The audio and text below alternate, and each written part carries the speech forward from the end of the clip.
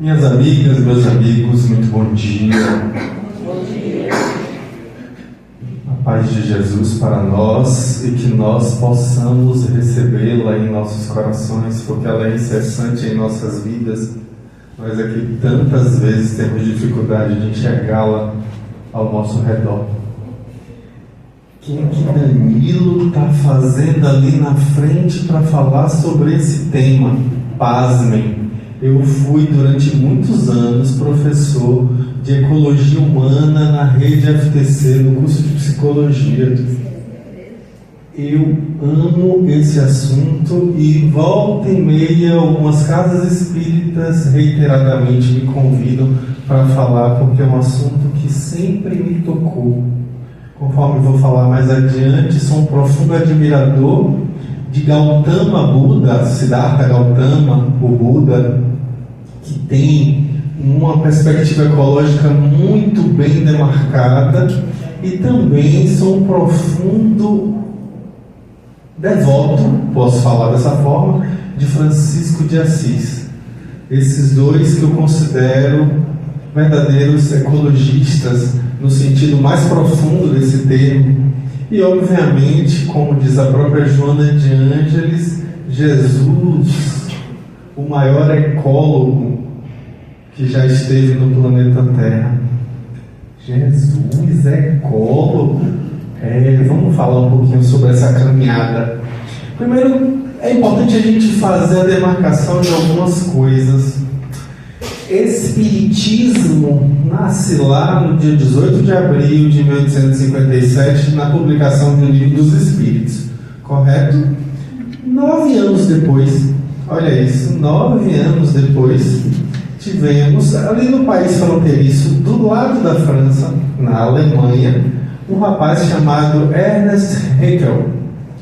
Ele criou o termo ecologia, que é o estudo, logia, de logos, estudo, da casa, ecos. Estudo da casa, como assim? Estudo do meio ambiente, da relação entre os seres vivos, entre si e com esse meio ambiente. E os impactos disso no nosso olhar, porque a partir desses estudos, isso nos tange. Mas na doutrina espírita a gente não vê nada falando sobre isso. Eu gosto sempre de lembrar, como dizem os budistas, o budismo não é só o que Buda ensinou, mas as reverberações que vieram desses ensinos. Com isso a gente faz uma paráfrase dizendo que o cristianismo não é só o que o Cristo ensinou, mas como isso ressoa em nossas almas. E todas as histórias decorrentes desses ensinos de Jesus, que aliás a literatura mediúnica está repleta. Grandes exemplos. O maior livro que eu já li em toda a minha vida dá nome a essa casa espírita que a gente se encontra nesse momento. Se chama Paulo e Estevão. É o livro que eu mais gosto de longe. E já reli algumas vezes, estou relendo já pela 6ª vez. Sim, estou atualmente relendo. É um livro que me toca profundamente, porque traz uma história que reverbera em minha alma. Me toca. São os desdobramentos do cristianismo.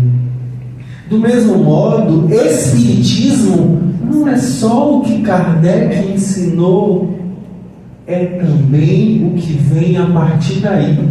Muitos puristas se mantêm aprisionados a um olhar restrito de Kardec até o fim, quando o próprio Kardec fala o tempo inteiro que o conhecimento espírita se amplia.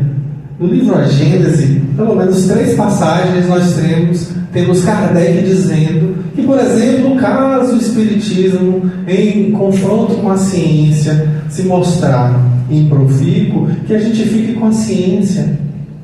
Ou seja, o espiritismo pode amadurecer, evoluir, crescer, e a gente vai amadurecendo junto.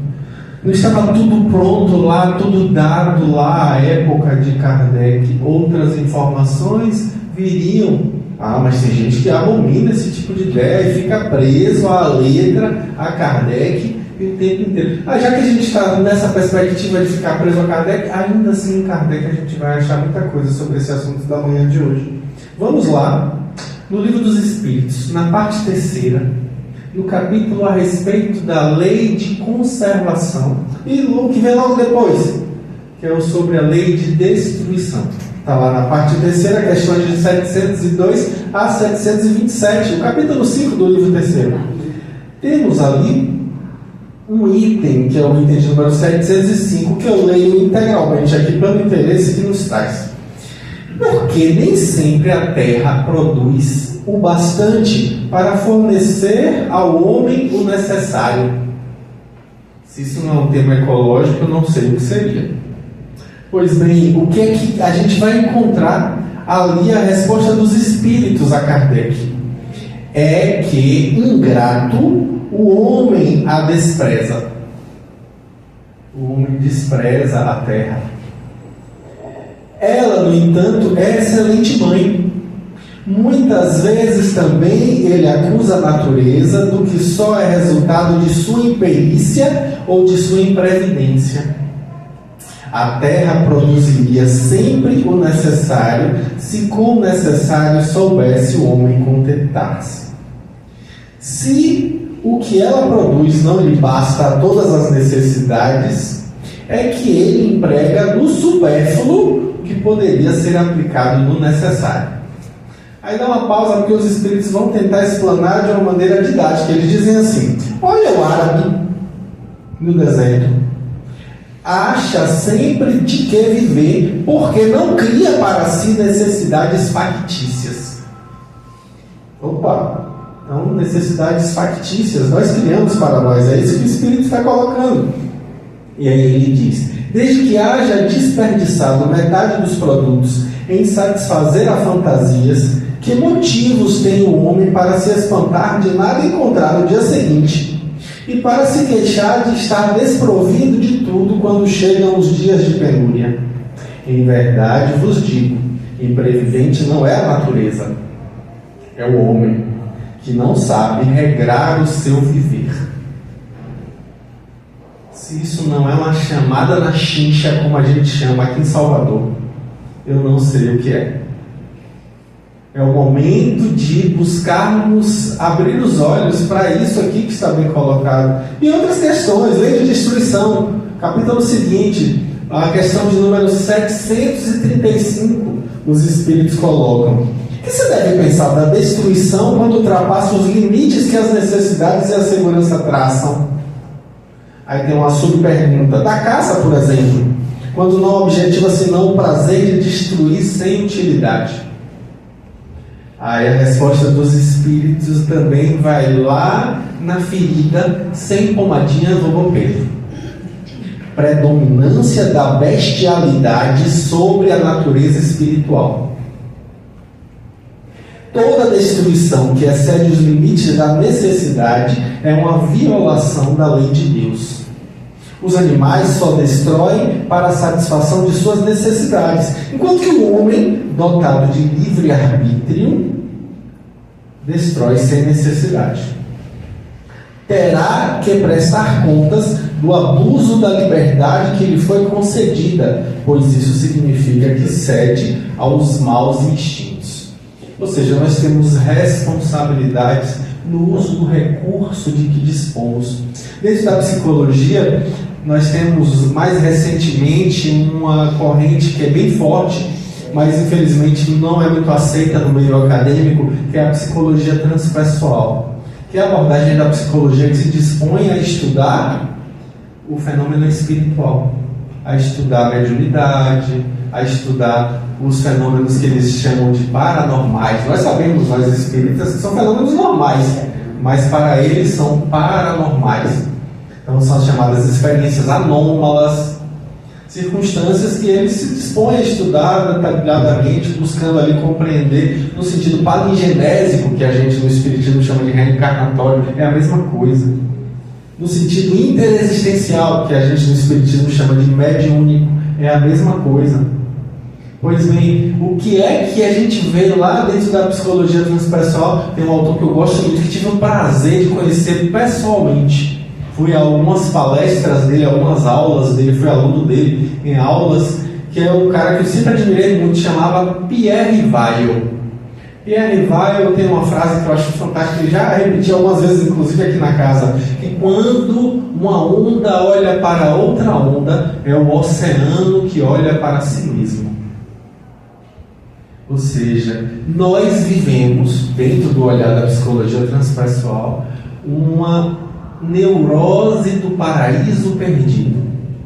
Como assim? Vivemos a chamada ilusão da separatividade. Temos a ilusão de que fomos expulsos de um paraíso e que estamos distantes da natureza, como se nós não fizéssemos parte dela. Existe um livro budista chamado Ecodharma que traz essa noção, que a gente precisa mudar a perspectiva. A gente precisa pensar, será que a Terra nos pertence ou nós que pertencemos a ela? Porque a gente tem a ilusão de que a Terra nos pertence, de que existe um recurso. Por exemplo, joga fora, não existe fora em termos ecológicos.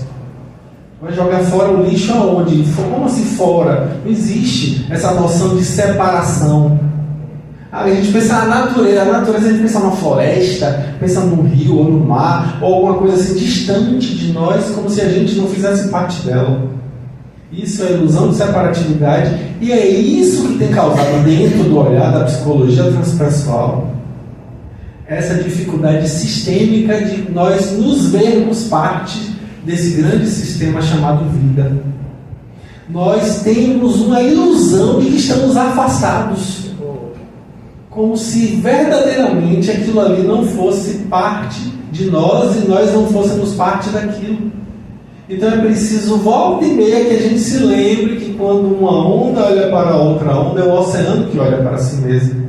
Infelizmente nós perdemos esse senso de contemplação e respeito. Nós perdemos essa possibilidade de olhar com admiração para as coisas, as pequenas coisas. Chegar ali fora, dar uma olhada numa nuvem carregada no céu. É água flutuando no céu. Se isso não é uma coisa incrível, eu não sei o que é. A gente precisa voltar a ter esse senso de admiração, essa contemplação, voltar a ter, ou construir, que às vezes a gente nunca teve, né? Construir em nós esse senso de amorosidade, de afeto, para que palavras como essas que estão sendo proferidas na manhã de hoje não sejam palavras vazias, não sejam palavras desprovidas de afeto, porque só é efetivo se for afetivo, só será verdadeiramente produtivo aquilo se você sentir no seu coração. É aquilo que eu falo, só faz sentido se for sentido. Então a gente precisa desenvolver esse senso de admiração, esse senso de propósito, de respeito, não apenas por medo. Não, olha aqui a lei de destruição nessa passagem do capítulo 7, né? do capítulo 5 do livro 3º, que diga. Aí nessa passagem aqui no item 735 está lá dizendo que nós somos responsáveis pelo nosso livre-arbítrio. A gente já sabia disso, não é nenhuma novidade. Nós sabemos que temos responsabilidades, e por que mesmo sabendo a gente continua usufruindo de recursos de maneira infeliz? Aí a gente vai lá no livro O Consolador, um livro maravilhoso de Emmanuel, psicografado por Chico Xavier, um livro que eu recomendo também, interessantíssimo, porque tem uma mesma sintonia do Livro dos Espíritos, que é um livro de perguntas e respostas, só que feitas exclusivamente a Emmanuel. Só Emmanuel responde a essas perguntas e respostas. E aí, no centro espírita que Chico Xavier militava, essa reunião era feita e ele foi escrevendo essa obra, que é uma obra maravilhosa. E no livro O Consolador, Emmanuel, lá na questão número 27, tem o seguinte questionamento: como devemos compreender a natureza? Ao que Emmanuel responde: a natureza é sempre o livro divino, onde as mãos de Deus escrevem a história de sua sabedoria. livro da vida, que constitui escola do progresso espiritual do homem, evoluindo constantemente com o esforço e a dedicação dos seus discípulos. E aí é interessante, essa fala de Emmanuel traz uma reflexão para que a gente pense. A gente está chegando num momento de transição do planeta que vai se tornar um plano de regeneração. Por enquanto ainda somos plano de provas e expiações, nos tornaremos um plano de regeneração. Tem gente dentro do movimento espírita achando que essa transformação vem de fora para dentro, achando que o planeta vai mudar para a transição da regeneração. Não é o planeta que vai mudar, a transição interna somos nós. Somos nós, está em nós essa transformação acontecendo. Cabe a nós. A transformação só acontece no planeta se as pessoas que vivem no planeta se transformam. Então a questão é de dentro para fora, não é de fora para dentro. E Jesus o tempo inteiro nos chama a atenção de que somente serão bem-aventurados aqueles que conseguirem enxergar nas provas da vida motivos para alegria, motivos para transformação e paz. E esses sim herdarão a terra, ou seja, continuarão encarnando no planeta Terra. Então é preciso que nós abramos os nossos olhos para perceber as nossas responsabilidades. E aí Emmanuel prossegue na questão seguinte, questão de número 28. As manifestações de vida nos vários reinos da natureza, abrangendo o homem, significam a expressão do verbo divino em escala gradativa nos processos de aperfeiçoamento da Terra? A resposta: olha aí, as manifestações da vida são isso, né? É o verbo divino, é a expressão do verbo divino. E a resposta de Emmanuel: sim, em todos os reinos da natureza palpita a vibração de Deus, como o verbo divino da criação infinita. E no quadro sem fim do trabalho da experiência, todos os princípios, como todos os indivíduos, catalogam os seus valores e aquisições sagradas para a vida imortal. É a ambiência onde nós nos iluminamos. É a ambiência onde nós nos iluminamos. Precisamos sair de uma perspectiva, como diz André Trigueiro, no seu livro maravilhoso, que eu li ainda adolescente, mas que me tocou profundamente desde o primeiro contato que eu tive com esse assunto, chamado Espiritismo e Ecologia. É um livro que eu recomendo veementemente. O jornalista André Trigueiro, muito feliz nas suas colocações, nos introduz o tema de uma maneira brilhante, trazendo que nós estamos vivendo um ecocídio. Como assim ecocídio? Estamos matando a natureza e com isso nos matando. É um suicídio indireto. No momento em que nós nos despreocupamos dos recursos com os quais nós nos movimentamos no planeta Terra, nós estamos não só fazendo mal para nós mesmos, porque iremos reencarnar no planeta lá adiante. Qual planeta que você quer encontrar lá adiante? Eu garanto a vocês que ainda vou precisar encarnar muitas vezes por aqui. Então, eu quero, de verdade, um lugar bom para poder encarnar. Eu gostaria de viver num lugar bom, então por isso eu preciso começar a cuidar agora. Porque não adianta nada Danilo estar lá na frente, no centro, falando isso, não sei o quê, e eu terminar de sair daqui, entrar no carro, pegar uma sujeirinha e jogar na janela ali, no chão, na rua. Porque são essas pequenas coisas que fazem a grande diferença. E é claro, as grandes também. No livro Ecodharma, eles dizem, né, se você quer ser budista, aí é um livro de Buda, um livro budista, falando que se você quer ser budista, você precisa ser um ativista ecológico. E aí eu trago isso para o olhar espírita. Para que a gente seja espírita de verdade, a gente precisa estar esforçando por nos melhorar os nossos vícios. Não é isso que os espíritos colocam? Não é isso que Kardec, a figura do Evangelho segundo o Espiritismo, que reconhece esse verdadeiro espírita pelo seu esforço? para domar suas más inclinações, não é isso? Então, as pequenas coisas, esse esforço, inclui o cuidado do ambiente, inclui o cuidado da perspectiva ao nosso redor. Dentro do olhar budista, é interessante também perceber que, para Siddhartha Gautama, o Buda, nós plasmamos o planeta ao nosso derredor. Nós plasmamos o planeta. A realidade é mental. Para o olhar budista, a realidade é mental. Então, a poluição é uma representação orgânica, física, material de uma poluição mental. E Joana de Ângeles, lá no ano de 1974, nem tinha encarnado ainda, fala sobre isso. Olha que interessante. Eu trago aqui uma fala dela maravilhosa a esse respeito no livro Após a Tempestade, psicografia de Valdo Pereira Franco, no capítulo Poluição e Psicosfera. É nesse capítulo que ela chama Jesus de o sublime ecólogo.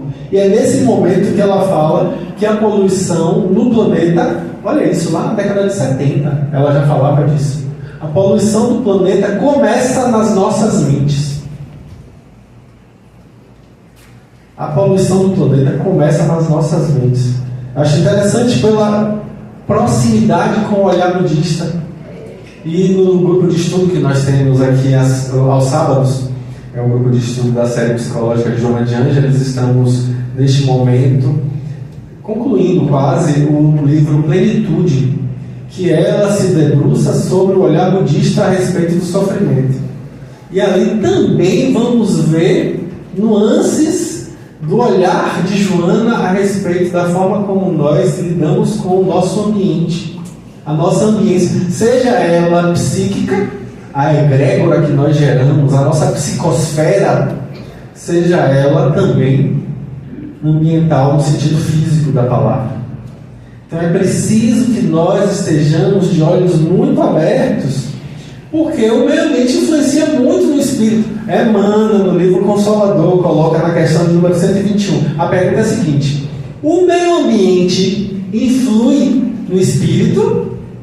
Olha que pergunta interessante. O meio ambiente influi no espírito? Ao que os espíritos respondem, os espíritos, no caso Emmanuel, né, respondem de maneira categórica. O meio ambiente em que a alma renasceu muitas vezes constitui a prova expiatória. Com poderosas influências sobre a personalidade, faz-se indispensável que o coração esclarecido coopere na sua transformação para o bem, melhorando e elevando as condições materiais e morais de todos os que vivem na sua zona de influenciação. Olha aí, Emmanuel, nos convidando a esse olhar ecológico. Olha aí que importante. É claro, a gente aqui está falando de um contexto sociocultural, histórico, em que a gente não vai ver Kardec falando sobre o buraco na camada de ozônio, sobre dióxido de carbono, sobre mudanças climáticas. A gente não vai ver Kardec trazendo a necessidade do cuidado com os resíduos sólidos. Ele não vai falar de maneira direta, mas o conhecimento que Kardec nos leva a um olhar a esse respeito. E que olhar é esse? Será que nós estamos tendo um olhar ou estamos fechando os olhos deliberadamente para esse tipo de tema? Porque é um tema que incomoda. Lá vem Danilo, aquele eco-chato, trazer assunto com relação a isso. Tem que me responsabilizar. Claro, a gente não quer responsabilidade. Como diz aqui em Salvador, a gente quer tudo na esquinha mole, quer tudo fácil. Quando na verdade o que a doutrina espírita nos ensina o tempo inteiro é que é preciso que a gente perceba nos desafios o amadurecimento necessário. Isso é um desafio para nosso olhar, para que a gente consiga ampliar perspectivas. Kardec coloca em A Gênese, lá no capítulo 18, no item 3, ele diz assim, eu trago só um recortezinho da fala de Kardec. Nestes tempos, porém, não se trata de uma mudança parcial, de uma renovação limitada a certa região ou a um povo, a uma raça. Trata-se de um movimento universal que se opera no sentido do progresso moral.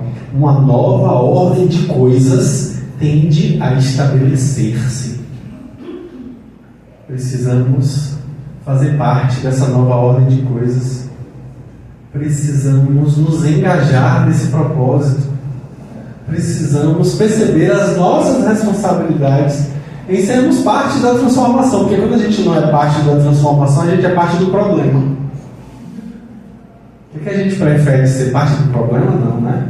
Vamos ser parte da mudança, vamos ser parte da transformação, do crescimento. E aí, no Evangelho segundo o Espiritismo, no capítulo 3, no item 13, também Kardec nos traz assim: marcham assim paralelamente o progresso do homem, o dos animais, seus auxiliares, o dos vegetais e o da habitação, porquanto nada em a natureza permanece estacionário. Ou seja, o meio ambiente está se desenvolvendo junto com o nosso desenvolvimento. Precisamos olhar para dentro e nos perguntarmos: e a minha amorosidade? Porque é preciso que a minha amorosidade consiga espargir ao meu redor. Não adianta ela ficar restrita a uma perspectiva ególatra. Eu preciso que essa amorosidade toque o outro nas pequenas escolhas que eu faço. Eu vou comprar uma cama, então eu vou fazer o quê? Eu vou fazer uma escolha consciente. Essa cama é feita com madeira de reflorestamento. Essa cama é feita por questões ecológicas. A gente precisa estar atento a esse tipo de coisa, porque isso faz a diferença. As pequenas escolhas do nosso consumo. E André Trigueiro, no livro Espiritismo e Ecologia, fala muito sobre a questão do consumismo. Nós, infelizmente, ainda aprisionados pelo materialismo, pelo olhar materialista, pela ilusão da separatividade, pela neurose do paraíso perdido, queremos ter. E nesse ter, a gente não para refletir sobre o nosso ser. A gente não para refletir sobre a amorosidade que as nossas pequenas escolhas trazem como diferença. Pequenas coisas. Às vezes você vai num lugar aqui perto. Por que vai de carro? Por que você não pode ir andando? Mas está perigoso. Então não dá para ir de carona? Não dá para fazer de uma outra forma para que você não consuma combustível fóssil? Será que não é possível que você vá, por exemplo, de ônibus? Que é uma possibilidade. E aí lá vai uma lista de coisas pequenas que a gente vai refletindo e pensando: poxa, que pequena contribuição eu posso fazer hoje? Percebam que eu não estou pedindo para vocês fazerem grandes contribuições enormes. Não, pequenas escolhas. Pequenas coisas.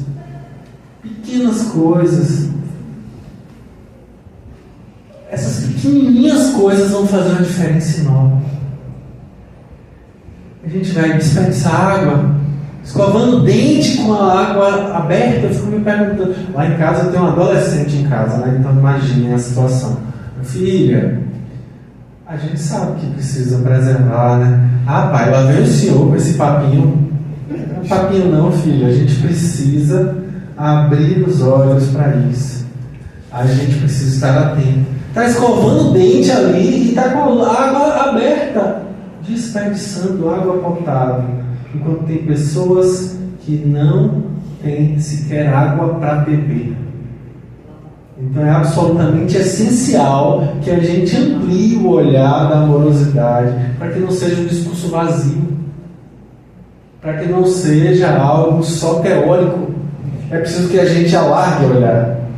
Aí também a gente vê falta aos seres humanos, está lá em A Gênese, capítulo 18, item 5 de Allan Kardec. Ele diz assim: esses sentimentos transformarão nosso relacionamento com os próprios seres humanos e com as outras espécies, reconhecendo o valor que tem e entendendo a função que cada um exerce para a harmonia do sistema. Por enquanto, falta aos seres humanos um imenso caminho a realizar, fazerem que reine entre si a caridade, a fraternidade e a solidariedade, que lhes assegurem o bem-estar moral. Lá na questão 540, eu adoro essa questão, volta e meia eu cito, porque é uma questão que traz uma frase que me toca. É assim que tudo segue. Olha que fala interessante, eu só trago um recorte dela, não é toda não.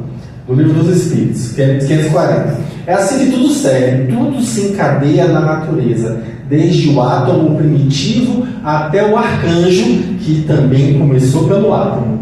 Admirável lei de harmonia que o vosso acanhado espírito ainda não pode apreender em seu conjunto. Os Espíritos nos trazendo, né? Lá na questão 573, Kardec coloca da missão dos encarnados. Aliás, é interessante a gente se perguntar de vez em quando, né? A palestra espírita serve para isso, né? Para poder instigar, dar curiosidade para a gente buscar. Então a gente vai buscar no Livro dos Espíritos, a questão 573, para entender o que é que a gente está fazendo aqui no planeta Terra. Porque lá está a missão dos encarnados.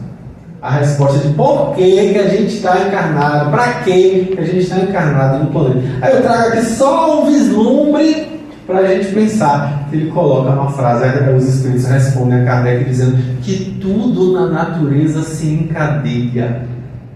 Tudo na natureza se encadeia. Questão 926 de O Livro dos Espíritos. Olha que interessante essa questão e como ela é atual para as nossas vidas. Criando novas necessidades, a civilização não constitui uma fonte de novas aflições? Olha aí, hein? A civilização, ela cria para a gente novas necessidades. Inclusive, a gente tem algumas dessas são totalmente factícias, né? Por exemplo, os instrumentos que a indústria se utiliza para poder nos fazer comprar mais. Já devem ter ouvido falar aí na mídia sobre obsolescência, ou seja, as coisas ficam obsoletas. Obsolescência programada e obsolescência percebida. O que é obsolescência programada? Antigamente as coisas eram feitas para durarem. Hoje as coisas são feitas para venderem. Lá na casa de minha avó, meu avô, quando estava encarnado, comprou, eu devia ter uns 6, 7 anos de idade, um microsystem, um aparelho de som do melhor da rua. Eu lembro que era o aparelho de som. Eu tenho uma memória boa para minha infância, eu lembro. E aí meu avô montou uma sala de som na casa, não sei o que, porque é um som maravilhoso. O som está lá até hoje funcionando. Funciona até hoje, 40 anos. Hoje a gente compra um som que tem a garantia de 1 ano, com 1 ano e 1 mês ele quebra. Porque ele é feito para vender, ele não é feito para durar. Isso chama obsolescência programada. E o que é obsolescência percebida? As coisas são feitas de tal maneira que você se sente desatualizado. Dentro da minha área, na psicologia clínica, a gente vê algumas pessoas sofrendo da chamada síndrome FOMO. O que é FOMO? É Fear of Missing Out, ou seja, medo de estar por fora, medo de não saber as coisas, medo de não estar dentro do métier, do ciclo das coisas. Aí, por exemplo, sai um novo aparelho celular. Pô, mas o seu tá bom.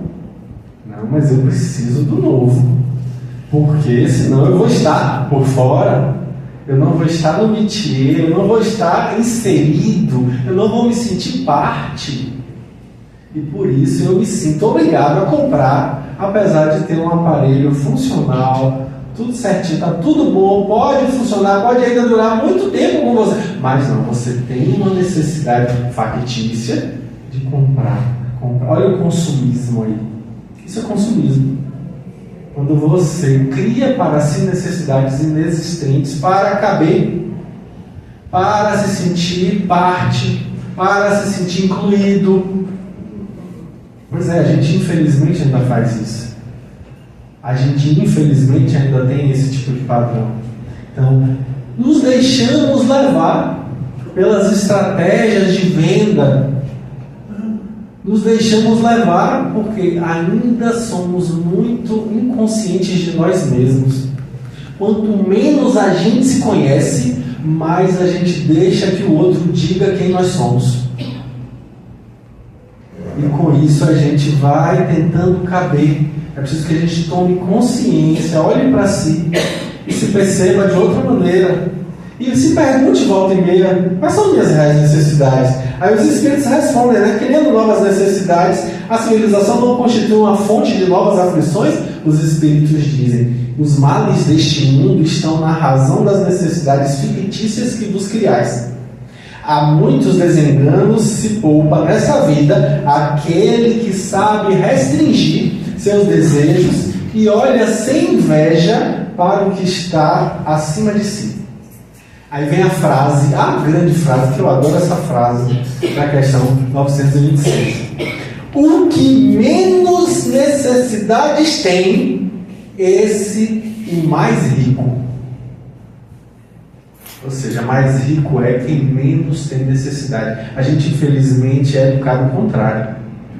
A gente acha que porque fica mais rico tem mais necessidades, tem que comprar mais, tem que ter mais, tem que mostrar o... Aí, como diz minha mãe, viva o luxo, morra o bucho. Tá um carro zero, na galera nem garagem tem. Nem garagem tem, está estacionado na rua. Um carro zero. Aí você abre a geladeira, tá igual uma piscina, só tem água. Porque dividiam em suaves prestações, 72 prestações, para poder dizer que tem um carro do ano. E é preciso que a gente perceba que, inclusive, dentro do olhar da ecologia humana, tudo que for ecológico necessariamente é econômico. Ou uma vantagem a mais, uma inteligência, né, para a gente pensar aí. É preciso que a gente faça melhores escolhas. É preciso que a gente... A questão 926 prossegue. Eu não vou lê-la toda não, mas ela prossegue. Tem mais coisa. Em A Gênese, Kardec coloca de maneira cabal para a nossa reflexão, lá no capítulo 18, no item 24, ele diz assim: o Espiritismo está apto a secundar o movimento regenerador. O Espiritismo está apto a secundar o movimento regenerador. Olha que caminhada para a gente aí despertar. Jesus o tempo inteiro se utilizava de paralelos com a natureza. E isso mostra um profundo sentimento de respeito, um profundo sentimento de identificação. Ele o tempo inteiro usava paralelos, né? Mateus 6,26. Olhai para as aves do céu que não semeiam nem cegam, nem ajuntam em celeiros, e vosso Pai Celestial as alimenta. Não tendes vós muito mais valor do que elas? Aí lá adiante um pouquinho, capítulo 6, versículos 28 a 30. E quanto ao vestuário, por que andais solícitos? Olhai para os lírios do campo, como eles crescem, não trabalham nem fiam. E eu vos digo que nem mesmo Salomão, em toda a sua glória, se vestiu como qualquer um deles. Pois se Deus assim veste a erva do campo, que hoje existe e amanhã é lançada no forno, não vos vestirá muito mais a vós, homens de pequena fé? Olha aí a chamada na chincha para as nossas verdadeiras necessidades. O que a gente verdadeiramente está fazendo aqui? O que a gente está encarnado fazendo aqui no planeta Terra? Qual é a nossa pegada? Ou seja, o que a gente vai deixar ali de informação? O que a gente vai deixar de legado? O que a gente vai deixar para o planeta? E trazendo um olhar da pegada ecológica, como eu tenho usado os recursos que me chegam? Como eu tenho utilizado isso? Como eu tenho feito ali parte de uma reflexão a respeito de pequenas coisas, mas que vão fazer uma diferença enorme. Então é preciso que a gente esteja atento.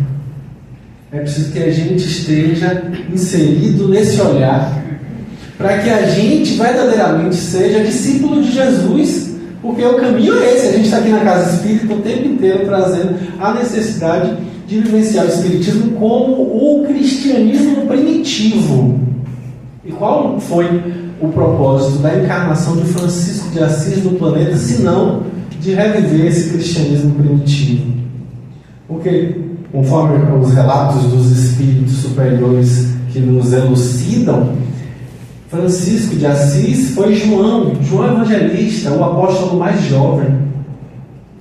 Ele encarna para poder relembrar a mensagem de Jesus. Ele vem trazer novamente para o mundo a esperança, o suspiro de esperança, para que a gente possa caminhar.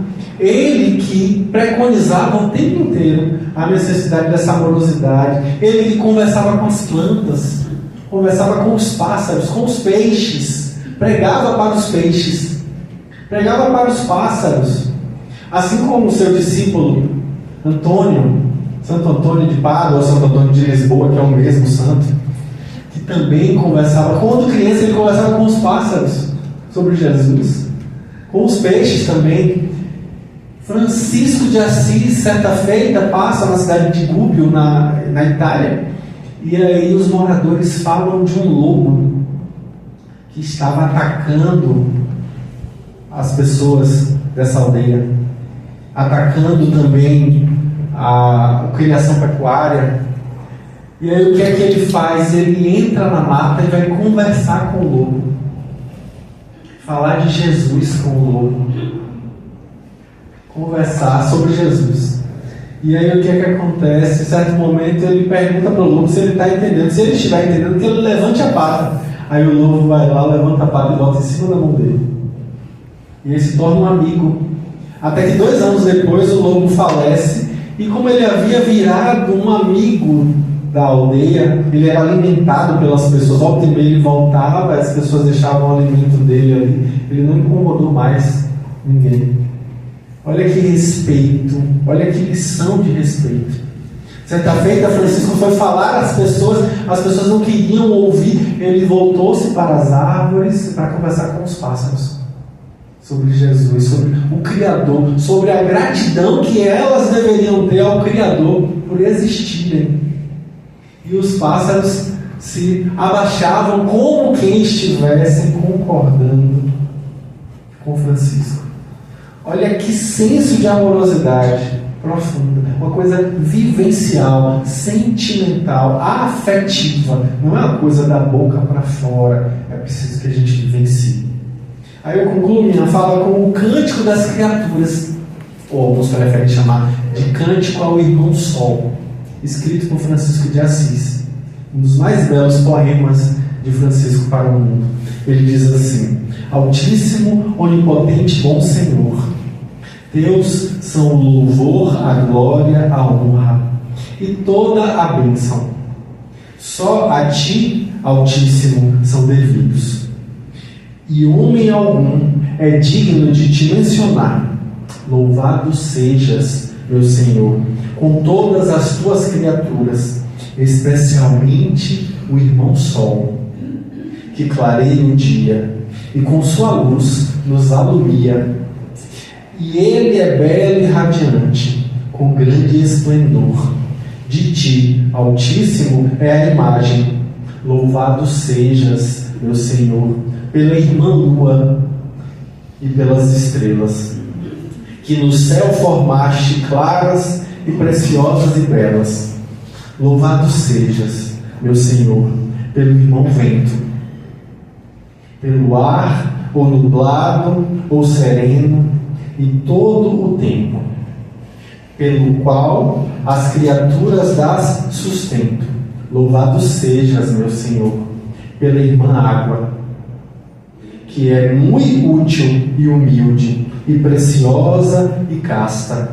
Louvado seja, meu Senhor, pelo irmão fogo, e pelo qual ilumina a noite, e ele é belo e juncudo, e vigoroso e forte. Louvado sejas, meu Senhor, por nossa irmã, a Mãe Terra, que nos sustenta e governa, e produz frutos diversos, e coloridas flores e ervas.